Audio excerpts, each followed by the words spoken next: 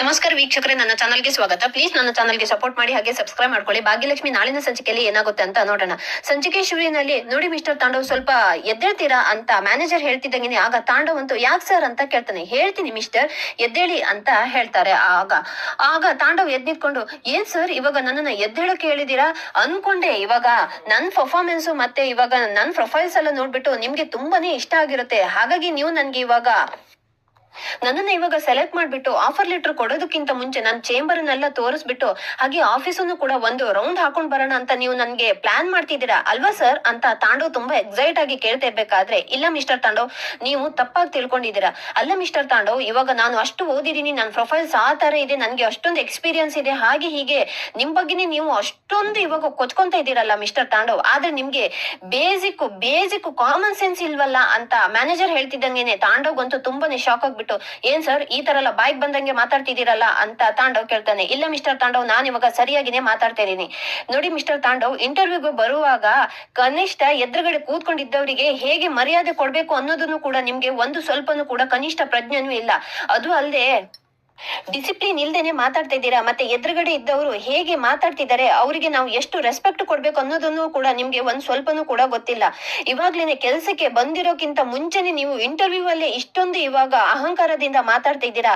ಇಂಥವ್ರನ್ನ ನಮ್ ಕಂಪನಿಯಲ್ಲಿ ಒಂದ್ ವೇಳೆ ಕೆಲ್ಸಕ್ಕೆ ಏನಾದ್ರು ತಗೊಂಡದಿದ್ರೆ ಆಮೇಲೆ ನಮ್ ಕಂಪನಿ ನಾವು ಬಾಗ್ಲು ಹಾಕೊಂಡು ಮುಚ್ಚಬೇಕಾಗುತ್ತೆ. ಹಾಗಾಗಿ ನಿಮ್ಮಂತವರಿಗೆ ನಮ್ ಕಂಪನಿಯಲ್ಲಿ ಕೆಲಸ ಕೊಡಕ್ ಆಗಲ್ಲ ಮಿಸ್ಟರ್ ತಾಂಡವ್, ಇವಾಗ್ಲೇನೆ ನೀವ್ ಇಲ್ಲಿಂದ ಹೊರಡ್ಬೋದು ಅಂತ ಮ್ಯಾನೇಜರ್ ಹೇಳ್ತಾರೆ. ಆಗ ತಾಂಡವ್ಗಂತೂ ತುಂಬಾನೇ ಶಾಕ್ ಆಗ್ಬಿಟ್ಟು, ಸರ್ ಏನ್ ಹೇಳ್ತಾ ಇದ್ದೀರಾ ಸರ್ ಅಂತ ತಾಂಡವ್ ಕೇಳ್ತಾನೆ. ಮಿಸ್ಟರ್ ತಾಂಡವ್, ನೀವು ಸರಿಯಾಗಿ ಕೇಳಿಸ್ಕೊಂಡಿದ್ದೀರಾ, ನಾನ್ ಇವಾಗ ಸರಿಯಾಗಿನೇ ಹೇಳ್ತಾ ಇದ್ದೀನಿ. ನಿಮ್ಮಂತ ದುರಂಕಾರಿಗಳಿಗೆ ಇವಾಗ ನಮ್ಮ ಆಫೀಸಲ್ಲೆಲ್ಲ ಕೆಲಸ ಕೊಡಕ್ಕಾಗಲ್ಲ, so you can please go outside ಅಂತ ಹೇಳ್ಬಿಡ್ತಾರೆ. ಆಗ ತಾಂಡವ್ ಅಂತೂ, ಸರ್ ಈ ತರ ಹೇಳಿದ್ರೆ ಹೇಗೆ ಸರ್, ನನ್ ಪ್ರೊಫೈಲ್ಸ್ ಎಲ್ಲ ಇಷ್ಟೊಂದು ಚೆನ್ನಾಗಿದೆ, ಮತ್ತೆ ನನ್ಗೆ ಅಷ್ಟೊಂದು ವರ್ಕ್ ಎಕ್ಸ್ಪೀರಿಯನ್ಸ್ ಇದೆ, ಅದನ್ನು ಕೂಡ ನೀವು ನನ್ನನ್ನ ರಿಜೆಕ್ಟ್ ಮಾಡ್ತೀರಾ ಅಂತಂದ್ರೆ ನಾನು ಇದನ್ನ ಎಕ್ಸ್ಪೆಕ್ಟ್ ಮಾಡೇ ಇರ್ಲಿಲ್ಲ ಸರ್. ಆದ್ರೂ ಕೂಡ ಪರವಾಗಿಲ್ಲ, ನೋಡಿ ನಿಮ್ದು ಒಂದೇ ಕಂಪನಿ ಇರೋದಲ್ಲ, ನನ್ಗಿರೋ ವರ್ಕಿಂಗ್ ಸ್ಕಿಲ್ಗೆ ಮತ್ತೆ ನನ್ಗಿರೋ ಎಕ್ಸ್ಪೀರಿಯನ್ಸ್ಗೆ ನನ್ಗೆ ನೂರಾರ್ ಕಂಪನಿಯಲ್ಲಿ ನನ್ಗೆ ಇವಾಗ ಆಫರ್ಗಳು ಕೊಳಿತಾ ಬಿದ್ದಿದೆ. ನೋಡಿ ಅದ್ರಲ್ಲಿ ಯಾವ್ದಾದ್ರು ಒಂದನ್ನ ನಾನು ಸೆಲೆಕ್ಟ್ ಮಾಡ್ಕೊಂಡು ನಿಮ್ಗಿಂತ ದೊಡ್ಡದಾಗಿರೋ MNC ಕಂಪನಿಯಲ್ಲಿ ನಾನು ಜಾಬ್ ತಗೊಂತೀನಿ ಅಂತ ತಾಂಡವ್ ಹೇಳ್ತಾನೆ. ನೋಡಿ ಮಿಸ್ಟರ್ ತಾಂಡವ್, ನೀವು ಎಲ್ಲಾದ್ರೂ ಜಾಬ್ ತಗೊಳ್ಳಿ, ಬಟ್ ನಿಮ್ಮಂತ ಅಹಂಕಾರ ಇರೋರಿಗೆ ನೀವು ಇದೇ ತರ ಅಹಂಕಾರದಿಂದ ಮಾತಾಡಿದ್ರೆ ನನ್ಗನ್ಸೋ ಪ್ರಕಾರ ನಿಮ್ಗೆ ಎಲ್ಲೂ ಕೂಡ ಕೆಲಸ ಸಿಗೋದು ಡೌಟೇ ಅಂತ ಹೇಳ್ತಾರೆ. ಆಗ ತಾಂಡವ್ ಅಂತೂ ತುಂಬಾನೇ ಕೋಪ ಬಂದ್ಬಿಟ್ಟು, ರೀ ಮಿಸ್ಟರ್, ಈ ತರ ಎಲ್ಲ ಮಾತಾಡಿದ್ರೆ ಚೆನ್ನಾಗಿರಲ್ಲ. ನೋಡಿ ಇವಾಗ ನನ್ಗಿರೋ ಸ್ಕಿಲ್ಗೆ ನಾನ್ ಇದೇ ತರನೇ ಮಾತಾಡೋದು, ನಿಮ್ ಕಂಪನಿಯಲ್ಲಿ ಕೆಲ್ಸ ಇಲ್ಲ ಅಂತಂದ್ರೆ ಏನು, ಹೋಗ್ರಿ ಅಂತ ಹೇಳ್ಕೊಂಡು ತಾಂಡವ್ ಹಾಗೆ ಹೊರಗಡೆ ಬರ್ತಾನೆ. ಹಾಗೆ ಹೊರಗಡೆ ಬಂದು ತಾಂಡವ್ ಏನ್ ಮಾಡ್ಲಿ ಅಂತ ಸ್ವಲ್ಪ ಯೋಚನೆ ಮಾಡ್ಕೊಂಡು ಹಾಗೆ ಇನ್ನೊಂದು ಕಂಪನಿನೂ ಕೂಡ ಅಪ್ರೋಚ್ ಮಾಡ್ತಾನೆ. ಅವ್ರನ್ನು ಕೂಡ ಒಂದು ಹೋಟೆಲ್ ಅಡ್ರೆಸ್ ಅನ್ನ ಸೆಂಡ್ ಮಾಡಿ, ನೋಡಿ ಮಿಸ್ಟರ್ ತಾಂಡವ್, ಇವಾಗ ನಿಮ್ ಪ್ರೊಫೈಲ್ ನೆಲ್ಲ ನಾವು ನಿಮ್ ಮೇಲ್ ಅಲ್ಲೇನೆ ಇವಾಗ ನೀವು ಸೆಂಡ್ ಮಾಡಿದೀರಾ, ಅದ್ರಲ್ಲೇನೆ ನಾವೆಲ್ಲ ನೋಡ್ಬಿಟ್ಟಿದೀವಿ, ಸ್ವಲ್ಪ ಇಂಟ್ರೆಸ್ಟಿಂಗ್ ಆಗಿದೆ, ನೋಡೋಣ ನಿಮ್ ಇಂಟರ್ವ್ಯೂನ ತಗೊಂತೀನಿ, ಒಂದ್ಸರಿ ನೀವು ಯಾವ್ದಕ್ಕೂ ಕೂಡ ನಾನು ಒಂದು ಲೊಕೇಶನ್ ಅನ್ನ ಕಳಿಸ್ತೀನಿ, ನೀವು ಅಲ್ಲಿಗೆ ಬಂದ್ಬಿಡಿ, ನಾನು ಅಲ್ಲೇ ನಿಮ್ ಇಂಟರ್ವ್ಯೂ ಎಲ್ಲ ತಗೊಂತೀನಿ ಅಂತ ಹೇಳ್ತಾರೆ. ಆಗ ತಾಂಡವ್ ಸರಿ ಓಕೆ ಸರ್ ಅಂತ ಹೇಳ್ಬಿಟ್ಟು ಕಾಲ್ ಅನ್ನ ಕಟ್ ಮಾಡ್ತಾನೆ. ಆಗ ಅದೇ ಟೈಮ್ಗೆ ಸರಿಯಾಗಿ ತಾಂಡವ್ಗೆ ಶ್ರೇಷ್ಠನು ಕೂಡ ಕಾಲ್ ಮಾಡಿರ್ತಾಳೆ. ಇನ್ನ ಒಂದ್ ಕಡೆ ಭಾಗ್ಯ ಮನೆಯವರೆಲ್ಲ ತುಂಬಾನೇ ಖುಷಿಯಾಗಿರ್ತಾರೆ. ನೋಡಮ್ಮ ಭಾಗ್ಯ, ಇವಾಗ ಮಕ್ಳಿಗೆ ಎಷ್ಟು ಖುಷಿಯಾಗಿದೆಯೋ ಬಿಟ್ಟಿದ್ಯೋ, ಆದ್ರೆ ಸುಂದ್ರಿ ಅಂತೂ ತುಂಬಾನೇ ಖುಷಿಯಾಗಿದ್ದಾಳೆ ಅಂತ ಧರ್ಮ ಅವರು ಹೇಳ್ಕೊಂಡು ಮನೆಯವರೆಲ್ಲ ನಗಾಡ್ತಾ ಇರ್ತಾಳೆ. ಆಗ ಭಾಗ್ಯ ಹೇಳ್ತಾರೆ, ಪೂಜಾ, ಇವಾಗ ಮಕ್ಳು ಆಸೆ ಪಟ್ಟಂಗೆನೆ ಯಾವ್ದಾದ್ರು ಒಂದು ಒಳ್ಳೆ ಹೋಟೆಲ್ಗೆನೆ ಕರ್ಕೊಂಡು ಹೋಗೋಣ. ನನ್ಗೆ ಇವಾಗ ಹೋಟೆಲ್ ಬಗ್ಗೆ ಎಲ್ಲ ಅಷ್ಟೊಂದು ಗೊತ್ತಿಲ್ಲ, ಯಾವ್ದಾದ್ರು ನಮ್ಗೆ ಹತ್ರದಲ್ಲಿರೋ ಒಂದು ಹೋಟ್ಲನ್ನ ನೀನೇನೆ ಸೆಲೆಕ್ಟ್ ಮಾಡು ಅಂತ ಪೂಜೆಗೆನೆ ಹೇಳ್ದವಾಗ, ಸರಿ ಆಯ್ತಕ್ಕ, ನೀನ್ ಇದ್ರ ಬಗ್ಗೆ ಯೋಚನೆ ಮಾಡ್ಕೋಬೇಡ, ಒಳ್ಳೆ ಚೆನ್ನಾಗಿರೋ ಹೋಟೆಲ್ ಹಾಗೆ ಫುಡ್ನು ಕೂಡ ಚೆನ್ನಾಗಿರ್ಬೇಕು ಅಂತ ಹೋಟೆಲ್ ಅನ್ನೇ ರಿವ್ಯೂಸ್ ಎಲ್ಲ ನೋಡ್ಕೊಂಡು ನಾನ್ ಸೆಲೆಕ್ಟ್ ಮಾಡ್ತೀನಿ ಅಂತ ಪೂಜಾ ಹೇಳ್ತಾಳೆ. ಆಗ ಭಾಗ್ಯ, ಅತ್ತೆ ಮಾವ ಅಮ್ಮ ಎಲ್ರು ನೀವೆಲ್ಲ ಹೋಗ್ಬಿಟ್ಟು ರೆಡಿಯಾಗಿ ಬನ್ನಿ ಅಂತ ಭಾಗ್ಯ ಹೇಳ್ತಿದ್ದಂಗೆನೆ, ನಾವೆಲ್ಲ ಯಾಕಮ್ಮ, ನೀನು ಮಕ್ಳನ್ ಕರ್ಕೊಂಡು ಅವ್ರ ಜೊತೆಗೆ ಹೋಗ್ಬಿಟ್ಟು ಬಾರಮ್ಮ ಅಂತ ಕುಸುಮ ಮತ್ತೆ ಧರ್ಮ ಹೇಳ್ತಾ ಇರ್ಬೇಕಾದ್ರೆ, ಅಯ್ಯೋ ಅತ್ತೆ ಮಾವ, ನೀವ್ ಈ ತರ ಅಂದ್ರೆ ಹೇಗೆ, ಮಕ್ಳು ಇವಾಗ ಆಸೆ ಪಟ್ಟಿದ್ದಾರೆ, ಅದು ಅಲ್ಲದೆ ನಾವು ಯಾವಾಗ್ಲೂ ಹೋಗ್ತೀವ, ನಾವು ಹೋಗೋದೇ ಅಪರೂಪಕ್ಕೆ ತಾನೆ, ಇವಾಗ ಏನೂ ಆಗಲ್ಲ, ನೀವು ಕೂಡ ರೆಡಿಯಾಗಿ ಬನ್ನಿ, ಎಲ್ರು ಒಟ್ಟಿಗೆನೆ ಹೋಗ್ಬಿಟ್ಟು ಬರೋಣ ಅಂತ ಭಾಗ್ಯ ಹೇಳ್ತಾಳೆ. ಸರಿ ಆಯ್ತಮ್ಮ, ನಾವು ಕೂಡ ರೆಡಿಯಾಗಿ ಬರ್ತೀವಿ ಅಂತ ಅವರೆಲ್ಲ ರೆಡಿ ಆಗಕ್ಕೆ ಹೋಗ್ತಾರೆ.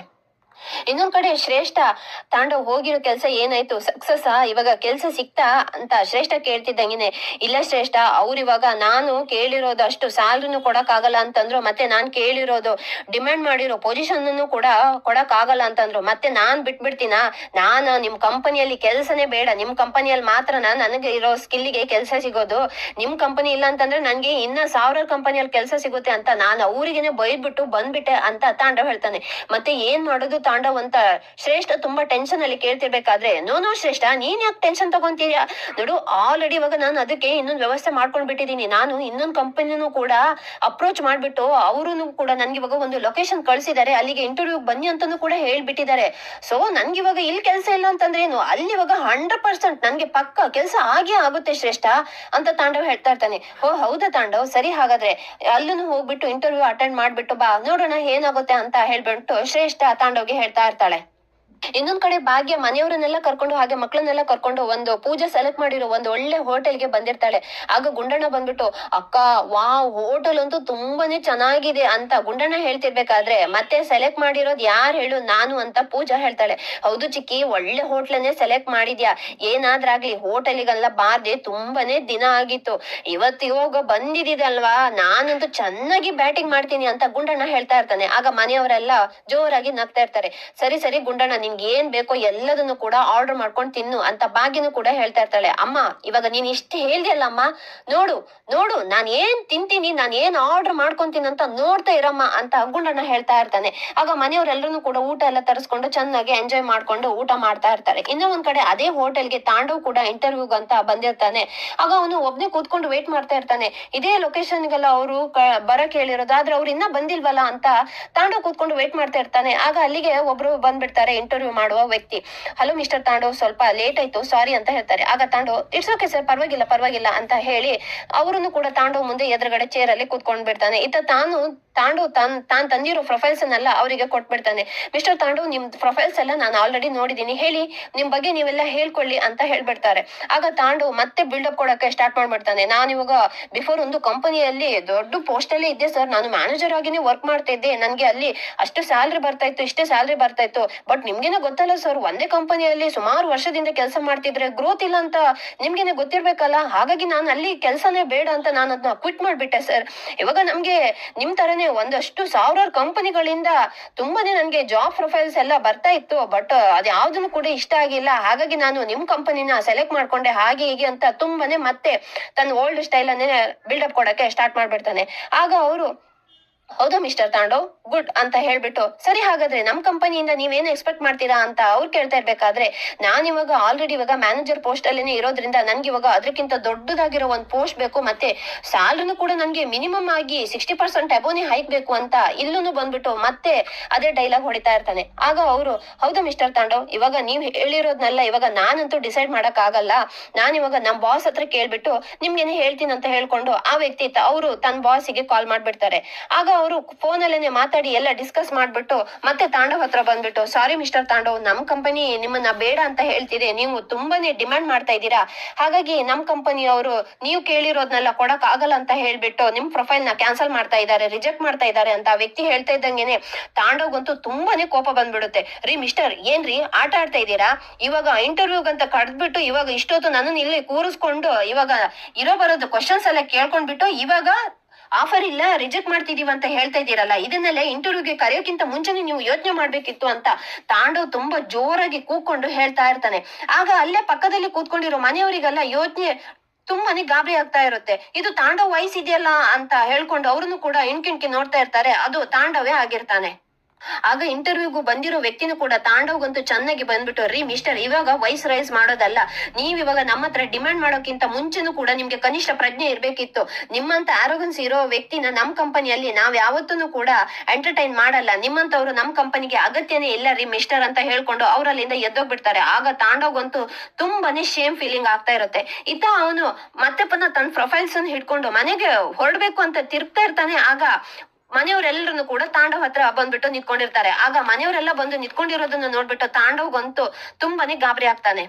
ಆಗ ಪೂಜಾ, ಏನ್ ಬಾವಾ ಇವಾಗ ಕೆಲ್ಸ ಹೋಯ್ತಲ್ಲ, ಬೇರೆ ಕಡೆ ಕೆಲ್ಸಕ್ಕೋಸ್ಕರ ಅಲಿದಾಡ್ತಾ ಇದ್ದೀರಾ, ಚೇಚೆ ಪಾಪ ಹೇಳ್ತಾ ಇದ್ರಿ, ಮತ್ತೆ ನನ್ಗಿರೋ ಸ್ಕಿಲ್ಸ್ಗೆ ಎಲ್ಲೂ ಬೇಕಾದ್ರೂ ಕೆಲ್ಸ ಸಿಗುತ್ತೆ, ಪಟ್ಟಂತ ಕೆಲ್ಸ ಸಿಗುತ್ತೆ ಅಂತ ಹೇಳ್ತಾ ಇದ್ರಿ, ಪಾಪ ಇವಾಗ ಅವ್ರೇನು ಉಗ್ದು ಹೋದಾಗಿತ್ತು, ಛೇ ಪಾಪ ಹೀಗ ಆಗ್ಬಾರ್ದಿತ್ತು ಅಲ್ವಾ ಬಾವಾ ಅಂತ ಪೂಜಾ ಕೇಳ್ತಾಳೆ. ಆಗ ಭಾಗ್ಯ, ಏಯ್ ಪೂಜಾ, ಯಾಕೆ ಈ ತರ ಎಲ್ಲ ಮಾತಾಡ್ತಿದ್ಯಾ, ಸುಮ್ನಿರು ಅಂತ ಭಾಗ್ಯ ಹೇಳ್ತಿರ್ಬೇಕಾದ್ರೆ, ನಿಂಗೆ ಏನನ್ನು ಗೊತ್ತಾಗಲ್ಲ ಅಕ್ಕ, ಸುಮ್ನಿರು ಅಂತ ಭಾಗ್ಯ ಹೇಳ್ತಾಳೆ. ನೋಡಮ್ಮ, ಬಾವ ಅಕ್ಕಂತರ ಅಲ್ಲ, ಅಲ್ಲಿ ಇಲ್ಲಿ ಅಂತಂದ್ರೆ ಇನ್ನೊಂದ್ ಕಡೆ ಅವರಿಗೆ ಕೆಲ್ಸ ಪಟ್ಟಂತ ಸಿಗುತ್ತಂತ ಹೇಳ್ದೆ. ಪಾಪ ಭಾವ ಹೇಗೆ ಇವಾಗ ಉಗಿಸ್ಕೊಂತಿದ್ದಾರೆ, ಎಲ್ಲೂನು ಕೂಡ ಕೆಲ್ಸನೇ ಸಿಕ್ತಿಲ್ವಲ್ಲ ಅಂತ ಪೂಜಾ ತಾಂಡವ್ನ ಚೆನ್ನಾಗಿ ರೇಗಿಸ್ತಾ ಇರ್ತಾಳೆ. ಆಗ ತಾಂಡವ್ ಅಂತೂ ತುಂಬಾನೇ ಕೋಪ ಮಾಡ್ಕೊಂಡು ಅಲ್ಲಿಂದ ಸೀದಾ ಎದ್ದೋಗ್ಬಿಡ್ತಾನೆ. ಇಲ್ಲಿಗೆ ನಾಳೆ ಸಂಚಿಕೆ ಮುಕ್ತಾಯವಾಗುತ್ತೆ. ವಿಡಿಯೋ ನೋಡಿದ್ದಕ್ಕಾಗಿ ಧನ್ಯವಾದ.